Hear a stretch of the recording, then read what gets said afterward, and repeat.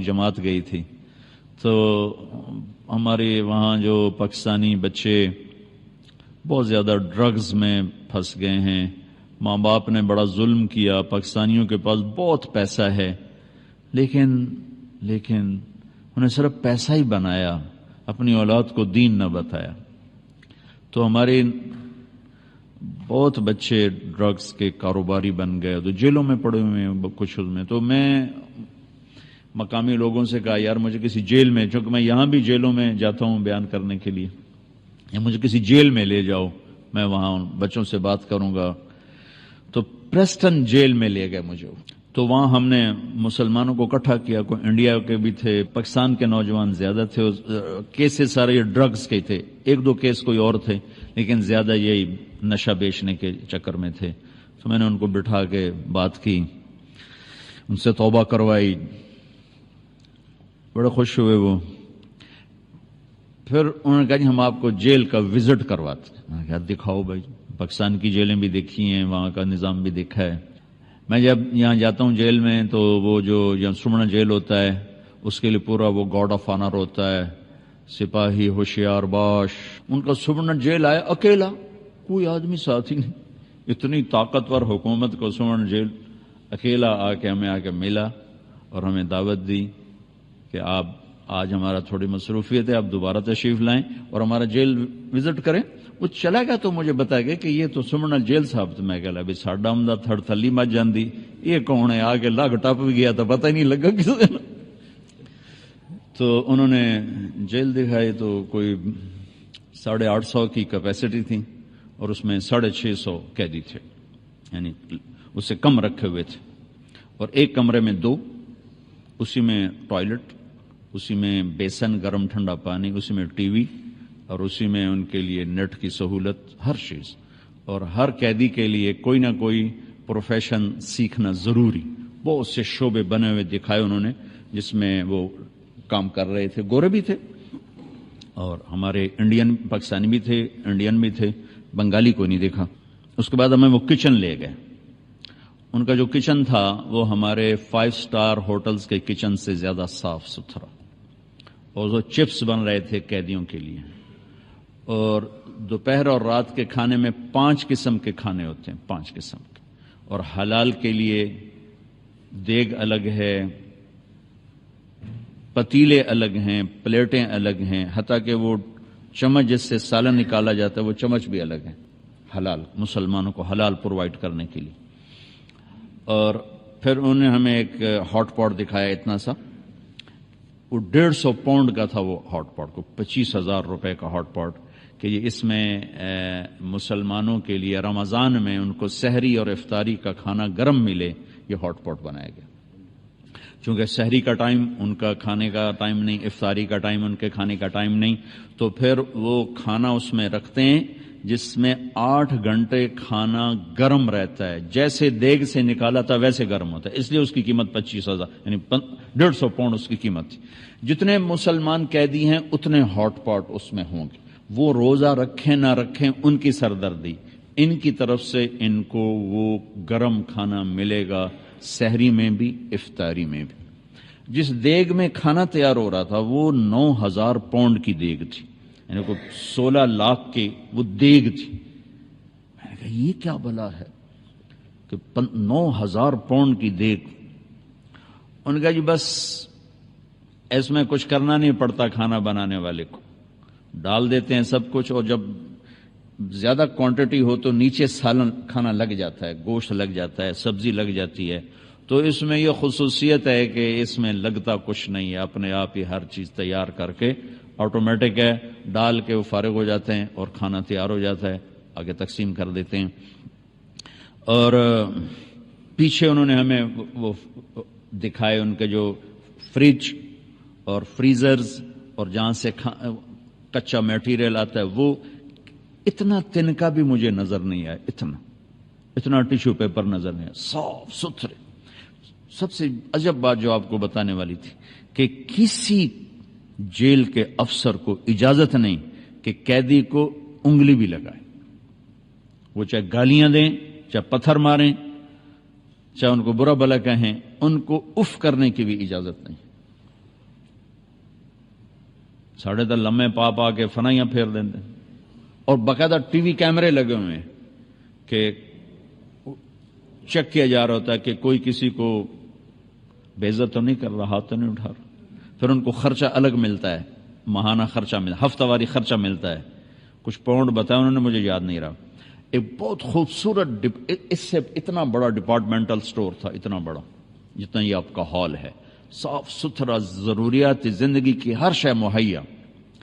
جس مذہب کے لوگ ہیں ہر مذہب کا عالم آ کر ان کو آ کے تعلیم دیتا ہے۔ اگر کسی مذہب کا ایک سکھ جیل میں تھا تو اس کے لیے ان کا عالم ہفتے میں ایک دفعہ آ کر ان کو تعلیم دیتا ہے، اور وہ اس کی تنخواہ گورنمنٹ دیتی۔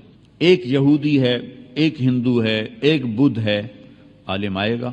مسلمان زیادہ ہیں تو ان کے 2 عالم آتے تھے، جمعہ میں پڑھانے والے، نماز پڑھانے والے، ان کو پریچ کرنے والے وہ آتے تھے۔ تو میں نے وہاں اپنے ساتھیوں سے کہا جس قوم کے یہ اخلاق ہوں انہیں ہم نعرہ تکبیر سے فتح کرنا چاہتے ہیں، ہم بھی کیسے دیوانے کہ ظلم و ستم سے بھرے ہوئے، فرعونیت سے بھرے ہوئے، اور ہم چاہتے ہیں کہ ہم میدان مار لیں خالی نعرہ تکبیر۔ جو قیدیوں کے ساتھ یہ سلوک کر رہے ہوں، باہر ان کا کیا سلوک ہے؟ میں تو پریشان ہو گیا، میں نے کہا ان پہ زوال نہیں آ سکتا، چونکہ ان کی جو برائیاں ہیں وہ انفرادی برائیاں ہیں، انفراد، اجتماعی ظلم نہیں ہے ان کا۔ ان کو یہ فکر نہیں ہے کہ کوئی وکیل کسی کے ساتھ مل کر میرے اوپر جھوٹا کیس کر دے گا، اور کوئی جج کا قلم فروخت ہو جائے گا، کوئی میری زمین پہ قبضہ کر جائے گا، کوئی میری بچی کو اٹھا کے لے جائے گا، یہ ان کو کوئی خوف نہیں۔ اجتماعی انفرادی نافرمانیاں ہیں، اور انفرادی نافرمانیوں پہ اتنی جلدی پکڑ نہیں آتی جتنی اجتماعی نافرمانیوں پہ آتی۔ ایک دفعہ موسیٰ علیہ السلام نے اللہ تعالیٰ سے پوچھا، یا اللہ، فرعون تو کہتا تھا میں خدا ہوں، تو نے اس کو اتنی لمبی حکومت کیوں دی؟ تو اللہ نے عجب بات کی کہ یہ کم بخت اپنی رعایا میں عدل کرتا تھا اس لیے حکومت تھی۔ ظالم تو بنا جب اس کو پتا چلا کہ میری گئی حکومت، تو اللہ نے کہا میں نے اس لیے اس کو حکومت دی کہ یہ رعایا میں عدل کرتا تھا، اس لیے حکومت دی، حالانکہ مجھے پتا ہے یہ کم بخت کہہ رہا میں خدا ہوں۔ ہاتھ میں ڈالیں، چلو جتنے ظلم کو آپ دور کر سکتے ہو اسے تو دور کرو، اپنے قلم کی قیمت نہ لگنے دینا، اس قلم کو نہ بیچنا، تو پھر اس کی قیمت اللہ لگائے گا۔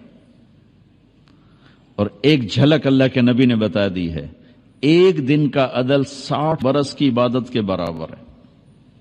ایک دن کا عدل 60 برس کی عبادت کے برابر ہے۔ کون 60 برس مصلی پر بیٹھ سکتا ہے؟ آپ کا ایک دن اس 60 برس کے برابر ہے جس پہ مصلی سے اٹھا ہی نہ جائے۔ ظلم، جھوٹ، بددیانتی، یہ 3 کام زوال لے آتے۔ میرے نبی نے فرمایا اتقوا الظلم، ظلم سے بچنا، فإنہ ظلمات یوم القیامہ، یہ قیامت کا دن تمہیں اندھیروں میں دھکیل دیں گے، ظلم سے بچنا۔ اگر امام حسین یزید کی بیعت کر لیتے تو کون سی قیامت ٹوٹ پڑتی تھی؟ سارا مسئلہ تو ہے اللہ کی رضا کا، ساری جو محنت کوشش ہے وہ تو ہے اللہ کی۔ میں آپ کے لیے کیوں بات کر رہا ہوں کہ اللہ راضی ہو جائے؟ آپ کو کس لیے تیار کر رہا ہوں؟ انصاف کرو کہ اللہ آپ سے راضی ہو جائے۔ اور اگر کسی کو پتہ چل جائے کہ اللہ مجھ سے راضی ہو چکا ہے تو وہ تو اب کانوں میں تیل ڈال کے سوئے۔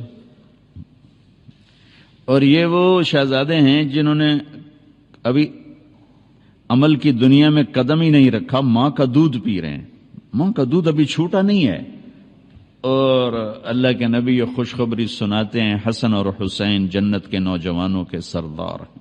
صرف جنت ہی نہیں ہیں، سردار ہیں جن کے نام اللہ نے تجویز کیے ہوں۔ حسن پیدا ہوئے تو آپ نے پوچھا علی سے کیا نام رکھا ہے؟ کہا جی حرب۔ حرب کہتے ہیں جنگجو کو، وہ دلیر بہادر تھے، انہوں نے اپنے ذوق کا نام رکھا۔ آپ نے کہا نہیں، اس کا نام ہے حسن۔ پھر حسین پیدا ہوئے تو آپ نے فرمایا کیا نام رکھا ہے؟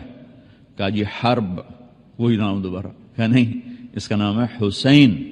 پھر فرمایا کہ جب سے آدم کی نسل چلی ہے یہ 2 نام اللہ نے میرے بچوں کے لیے سنبھال کے رکھے ہوئے تھے، یہ نام اللہ نے تجویز کیے ہیں، جن کے نام اللہ تجویز کرے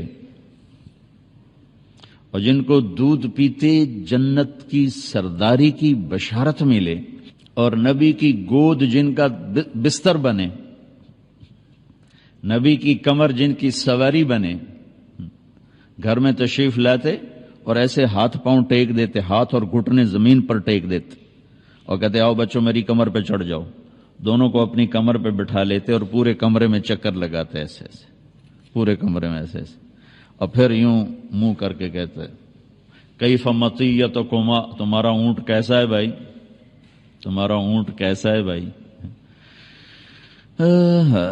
کائنات میں جنہیں اتنی عظیم سواری ملی ہو، ایک دن آپ ایسے ہی کھیل رہے تھے بچوں کے ساتھ اور ان کو کمر پہ بٹھایا ہوا تھا، تو اوپر سے حضرت جابر آ گئے، تو وہ کہنے لگے ارے اتنی بڑی سواری، اتنی بڑی سواری، تو اس پر آپ نے فرمایا تو سوار بھی تو دیکھو کتنے بڑے ہیں، سوار بھی تو بہت بڑے ہیں، اتنی بڑی سواری کا، آپ نے کہا اتنے بڑے سوار،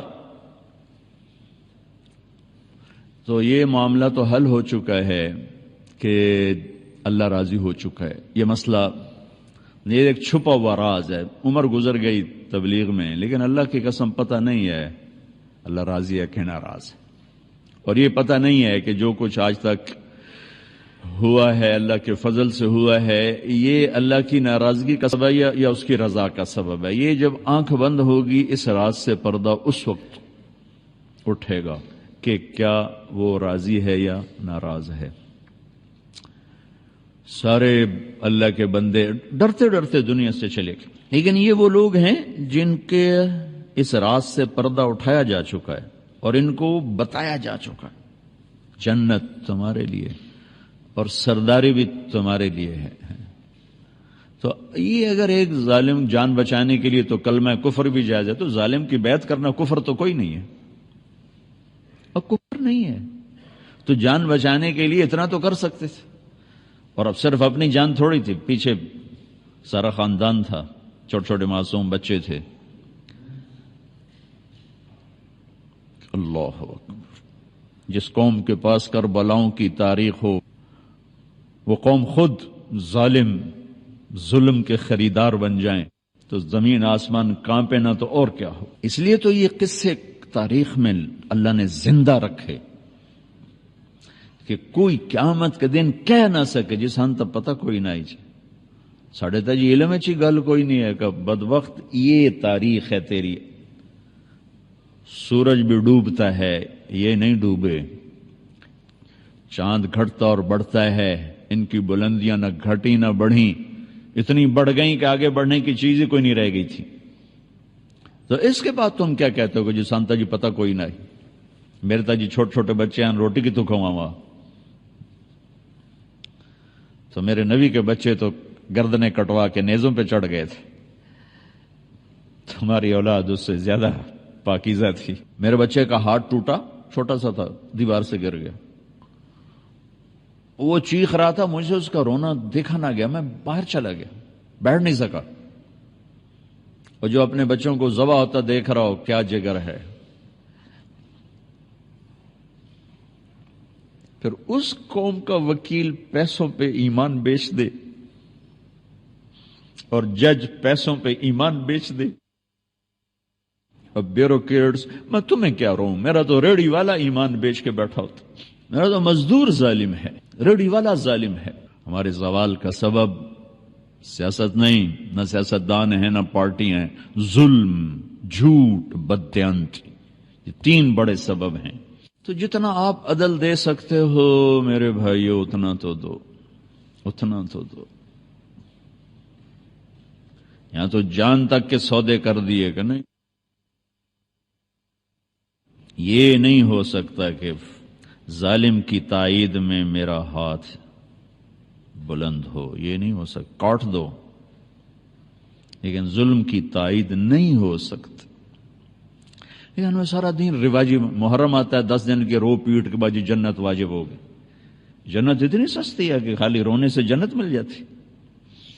ربیع الاول آیا، 12 دن ہم نے خوب جل سے جلوس کیا اور پھر کیا میرا نبی صرف 12 دن یاد کرنے کے لیے؟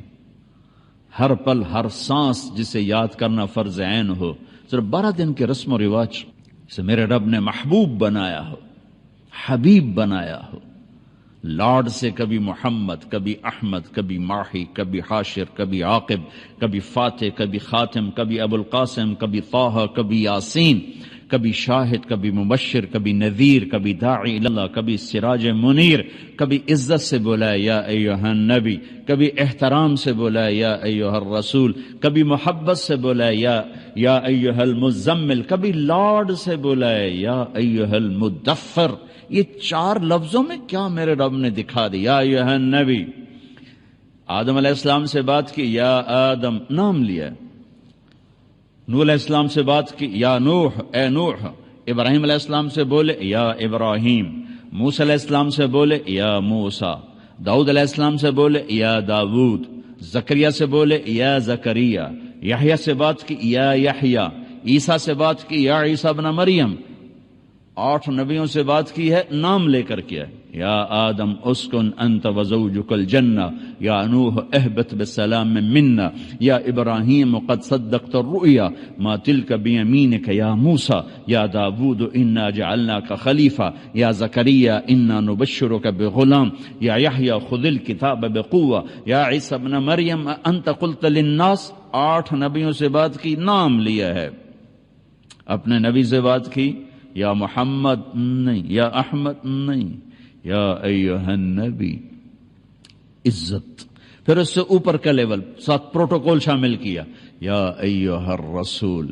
پھر نے کہا، یا اللہ، ابراہیم آپ کے خلیل تھے، موسیٰ کلیم تھے، داؤد کے لیے لوح نرم، سلیمان کے لیے ہوا تابع، اور عیسیٰ کے لیے مردے زندہ، تو میرے لیے کیا ہے؟ اللہ نے کہا، تیرے لیے اولیس قد آتیتک افضل من ذلک کلہ، میں نے آپ کو وہ دیا ہے جو کسی کو نہیں دیا۔ کہ وہ کیا ہے؟ کہ اللہ ذکرت الا ذکرت معی، قیامت تک آپ کا اور میرا نام اکٹھا رہے گا، جدا نہیں ہو سکتا، جدا نہیں ہو سکتا۔ اور تھوڑا سا قرآن سے دیکھیں، براءۃ من اللہ ورسولہ، اذان من اللہ ورسولہ، فأذنوا بحرب من اللہ ورسولہ، من یعص اللہ ورسولہ، من یحادد اللہ ورسولہ، من یشاقق اللہ ورسولہ، تؤمنون باللہ ورسولہ، آمنوا باللہ ورسولہ، سیؤتینا اللہ من فضلہ ورسولہ، واللہ ورسولہ احق ان یرضوہ، لا تخونوا اللہ والرسول۔ اللہ اور رسول، اللہ اور رسول، اللہ اور رسول کا میرے حبیب آپ کا اور میرا نام اکٹھا ہو گیا ہے، جدا نہیں ہو سکتا قیامت تک۔ نیم پلیٹ اتر جاتی نا، ہم شمیم صاحب ایک جگہ جا جائیں تو جب یہ جائیں گے تو کوئی اور آ جائے گا، آج کل رضوی صاحب یہ آئیں، یہ چلے جائیں، کوئی اور نیم پلیٹ لگ جائے گی۔ لیکن میرے اللہ نے کہا، تیرا نام جو آیا ہے نا، یہ اترنے کے لیے نہیں آیا، زمین آسمان تو اتر جائیں گے لیکن تیرا نام میرے نام کے ساتھ ہی رہے گا، یہ نہیں اتر سکتا۔ پھر اللہ تعالیٰ نے اور بڑا خوبصورت انداز اختیار کیا۔ لفظ اللہ میں کوئی حرف نقطے والا کوئی نہیں، سارے بغیر نقطے کے حرف ہیں، اس لیے کہ نقطے والا حرف کمزور ہوتا ہے اور بغیر نقطے والا حرف طاقتور ہوتا ہے۔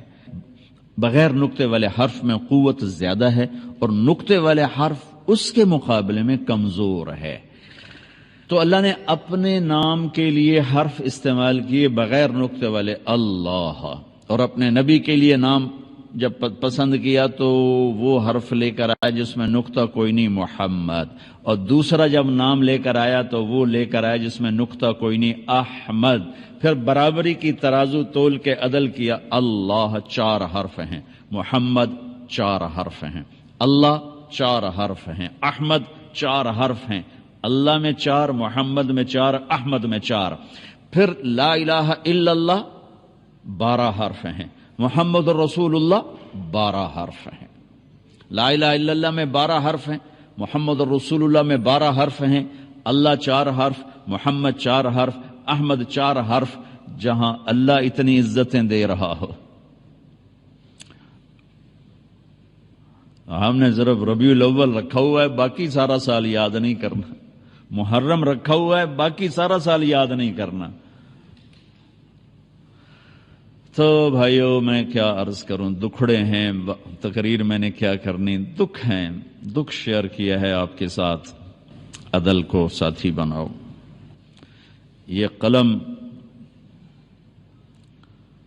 کائنات کی حسین ترین نعمت ہے اگر اس سے عدل نکلتا ہو، اور یہ سائنائڈ زہر سے بھی زہریلا اگر اس سے ظلم نکلتا ہو۔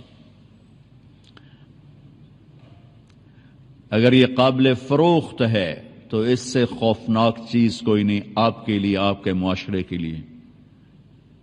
اور اگر اس کو کوئی خرید نہ سکے تو یہ راتوں کی تہجد اور دن کے روزے، گرمی کے طواف،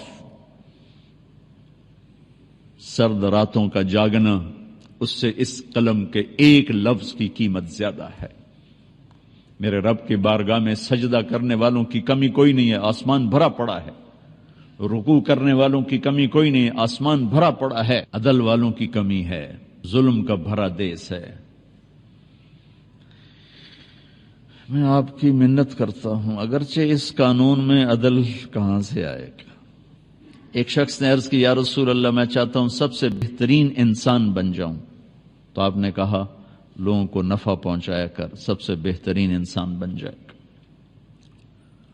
یہ نہیں کہا رات کو تہجد پڑھ، اتنے نفل پڑھ، دن کو روزے رکھ، اور اتنا قرآن پڑھ، اتنی تسبیح پڑھ۔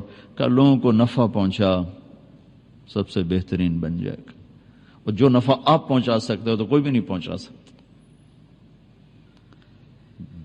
جو نفع آپ سے مل سکتا ہے۔ عمر بن عبدالعزیز نے انصاف کیا، عبد الملک، ولید، سلیمان نے ظلم کیا، اسی تخت پہ بیٹھے اب عمر بن عبدالعزیز انصاف کیا۔ ایک اور بات یاد ہے، اچھوں سے برے، بروں سے اچھے۔ یزید ایک ظلم کی داستان ہے۔ 3 بر اعظم پہ حکومت، 39 سال کی عمر میں مر گیا کہ 42 سال کی عمر۔ اس کا بیٹا معاویہ بن یزید رحمت اللہ علیہ 3 بر اعظم کی حکومت ملی 22 سال کی عمر میں۔ 22 سال کی عمر تو پاگل پن کی عمر۔ اور یہ جج کی کرسی نہیں ہے جو 30 سال کے بعد ریٹائرمنٹ ہے، یہ تو موت تک کی ہے، اور کوئی مقابلے میں کوئی نہیں۔ 3 بر اعظم میں جھنڈا لہرا رہا ہے اور دنیا کے خزانے سمٹ کے آ رہے ہیں۔ 40 دن حکومت کی، 40 دن، اور سارے خاندان بنو امیہ کو اکٹھا کر لیا اور خطبہ دیا اور کہا کہ میرا باپ جبار تھا، ظالم تھا، اس نے اہل البیت کا خون بہایا، اور میں اس تخت پہ لعنت بھیجتا ہوں جس کے نیچے حسین کا خون ہو۔ یہ تمہاری حکومت پڑی ہے، جس کو چاہے دے دو۔ حکومت چھوڑ دی، 3 بر اعظم کی حکومت کو لات مار دے، مجھے نہیں چاہیے، دے دو۔ اس کے بعد مروان کو اور اس کی نسل کو حکومت ملی۔ تو عمر بن عبدالعزیز کا جب انتقال ہو رہا تھا تو اپنے بچوں کے لیے 2 روپے بھی نہیں چھوڑے، اور ہشام بن عبد الملک مر رہا تھا تو اپنے بچوں کے لیے 10 لاکھ درہم چھوڑے۔ ان کو تانا ملا، عمر بچوں کے لیے کیا چھوڑا ہے؟ کچھ نہیں۔ کیا کریں گے تیرے بعد؟ فرمایا حرام کھلایا نہیں، حلال تھا نہیں۔ کیا خوبصورت بات، کہ حرام کھلایا نہیں، حلال تھا نہیں۔ کہ میرے بچے نیک ہوں گے تو اللہ سنبھال لے گا، برے ہوں گے تو مجھے ان کی ہلاکت کی پرواہ کوئی۔ 30 برس کے بعد چشم فلک نے کیا دیکھا کہ ہشام کی اولاد، جن کے لیے ان کا باپ 10 لاکھ درہم چھوڑ کے مرا تھا، وہ دمشق کی جامع مسجد کی سیڑھیوں پہ بیٹھ کے بھیک مانگتے تھے، اور عمر کی اولاد ایک مجلس میں 100 گھوڑے اللہ کے نام پہ خیرات کر دیتے۔ وَهُوَ يَتَوَلَّى الصَّالِحِينَ۔ اور عمر بن عبدالعزیز جب خلیفہ تھے تو ان کی ایک خادمہ نے کہا، امیر المومنین میں نے آج رات خواب دیکھا۔ کیا دیکھا؟ کہ میں دیکھا کہ حشر ہے اور پل صراط سے لوگ گزر رہے ہیں۔ تو عبد الملک بن مروان کے گزرنے کا حکم ہوا۔ عبد الملک بنو امیہ کی دوسری شاخ میں فاؤنڈر ہے بنو امیہ کا، جو 83 سال حکومت کی۔ کہ عبد الملک پل صراط پہ آیا اور جہنم میں گر گیا۔ پھر اس کے بعد ولید چڑھا، وہ پل صراط پہ آیا، جہنم میں گر گیا۔ پھر اس کے بعد سلیمان اوپر آیا تو وہ اوپر چڑھا، گر گیا۔ عبد الملک، پھر ان کے بعد آیا ولید، ان کے بعد آیا سلیمان، سلیمان کے بعد آیا عمر بن عبدالعزیز۔ تو پھر اب عمر بن عبدالعزیز کی باری تھی، تو پھر کہنے لگے پھر آپ چڑھے۔ اتنا ہی کہا تھا آپ چڑھے تو حضرت عمر بے ہوش ہو کے گر گئے۔ تو وہ رو پڑی کہ آپ بے ہوش نہ ہوں، آپ پار نکل گئے، آپ پار نکل گئے۔ کس چیز نے پار لگایا؟ عدل نے۔ 3 بر اعظم میں زکوٰۃ لینے والا کوئی نہ بچا۔ لاہور ان کی حکومت میں شامل ہے، نہ کسی کا پریشر لو، نہ اپنے لالچ کے ہاتھوں مجبور ہو، نہ کسی اوپر والے سے مجبور ہو، صرف وہ جو 7 آسمان کے اوپر والا ہے اس سے مجبور ہوگا۔ جی میری مجبوری ہے، میری مجبوری ہے، میں نے اپنے اللہ کو جان دینی ہے۔ بس یہ گزارش ہے، دل کو لگے تو لے لینا، ورنہ ہمارا تو کام دن راج فقیرانہ آئے صدا کر چلے، میاں خوش رہو ہم دعا کر چلے۔ تو بس آپ بھائیوں کی خدمت میں گزارش ہے، جتنا کر سکتے ہوں کریں۔ جیسے یہ ٹریننگ لے رہے ہیں نا آپ، تو اس قلم کا صحیح استعمال، اس کی ٹریننگ تبلیغ کا کام ہے۔ تبلیغ کا کام ایک ایمان کو سیکھنے کی خوبصورت محنت، جو میں نے آپ سے 1 گھنٹہ بات کی ہے، یہ وجود میں آئے، اس کی بھی ٹریننگ ہے۔ بغیر تربیت کے نہ دین آتا ہے نہ دنیا آتی ہے۔ تو اس وقت تبلیغ کا کام پوری دنیا میں انتہائی خوبصورت محنت ہے، اور ہمارے ملک میں لاکھوں کروڑوں برائیاں ہیں، لیکن ایک ایسا چمکتا سورج ہے۔ میں 6 بر اعظم کئی دفعہ پھرا ہوں۔ یہ حسن جو اللہ نے ہمیں یہ تبلیغ کے کام کا دیا ہے، پوری دنیا میں کہیں نظر نہیں آتا ہے، لیکن ایسا کہ یہاں سے پیغام جا رہا ہے اور لوگوں کو ہدایت مل رہی، اور آخری کناروں تک جا رہا ہے اور لوگوں کو ہدایت مل رہی۔ میں تبیونی، مشرق میں آخری جزیرہ ہے، سورج جب نکلتا ہے تو پہلی کرن تبیونی پہ پڑتی ہے، اور ٹائم وہاں سے شروع ہوتا ہے، ایسٹ کا جو ٹائم ہے وہاں سے شروع ہوتا ہے۔ تو اس جزیرے میں عجب بات تھی کہ آدھا حصہ اس کا وہ ویسٹ میں ہے، آدھا ایسٹ میں ہے۔ تو ایک جگہ انہوں نے مجھے کھڑا کیا، ادھر پیر کا دن تھا اور ادھر منگل کا دن تھا، ایک ہی جزیرے پر، ایک طرف پیر تھا ایک طرف منگل تھا۔ تو اس میں انہوں نے ایسے تختی لگائی ہوئی تھی، تو اس تختی کا ایک حصہ یسٹرڈے میں ہے اور ایک ٹوڈے میں ہے، اور وہاں سے وہ 180 ڈگری کا جو خط ہے، 360 ڈگری میں جو زمین کو تقسیم کیا جغرافیہ والوں نے، تو 180 ڈگری کا جو خط ہے وہ سمندر میں چلتا ہے، یا انٹارکٹیکا میں چلتا ہے، یا سائبیریا میں چلتا ہے، یا پھر تبیونی سے چلتا ہے۔ آباد زمین صرف تبیونی ہے جہاں سے وہ خط گزرتا ہے، جو زمین کو آدھا آدھا ڈیوائیڈ کرتا ہے۔ تو ادھر اور ادھر میں پورے دن کا فرق ہے، ادھر پیر ہے ادھر منگل ہے، ادھر منگل ہے ادھر بدھ ہے۔ میں جہاں اترا ایئرپورٹ وہاں پیر کا دن تھا، وہ جہاں سے وہ خط گزر رہا ہے اس سے 1 قدم ادھر رکھا تو ہم منگل میں داخل ہو گئے، پیر سے نکلے اور منگل میں داخل ہو گئے۔ وہاں 200 گھر ہیں مسلمانوں کے، 10,000 آبادی ہے، 200 گھر مسلمانوں کے، بجلی کوئی نہیں، جنت کا ٹکڑا لگتا ہے جیسے کہ جنت کا ٹوٹا اتار کے زمین پہ رکھ دیا ہو۔ بحر الکاہل کے اندر وہ جزیرہ ہے، بہت خوبصورت، بہت خوبصورت۔ تو ایک بڑے مہینے آ کے مجھے ایسے جھپٹ ڈالا، کہا جی میں پاکستان گیا تھا۔ میں نے کہا پاکستان گئے تھے؟ کس لیے؟ کہا تبلیغ میں 4 مہینے لگانے گیا تھا۔ میں کہا کدھر رہتے ہو؟ کہا ادھر ہی رہتا ہوں، تبیونی میں رہتا ہوں۔ اور میں نے وہاں عصر کی اذان دی تو انہوں نے کہا جی آج آپ نے پوری دنیا میں پہلی اذان آپ نے دی، چونکہ ٹائم سب سے پہلے تبیونی سے شروع ہوتا ہے، پھر آگے پہلی اذان تبیونی میں ہوتی ہے اور دوسری اذان انڈونیشیا میں ہوتی ہے، اور پھر اس طرح آگے اذان چلتے چلتے چلتے سارے عالم میں پھیلتی ہے۔ تو یہ تبلیغ کا خوبصورت کام ایسٹ ویسٹ ساؤتھ نارتھ دنیا کے آخری کناروں تک اللہ نے پہنچایا ہے، اور لوگوں کو بہت نفع ہو رہا ہے۔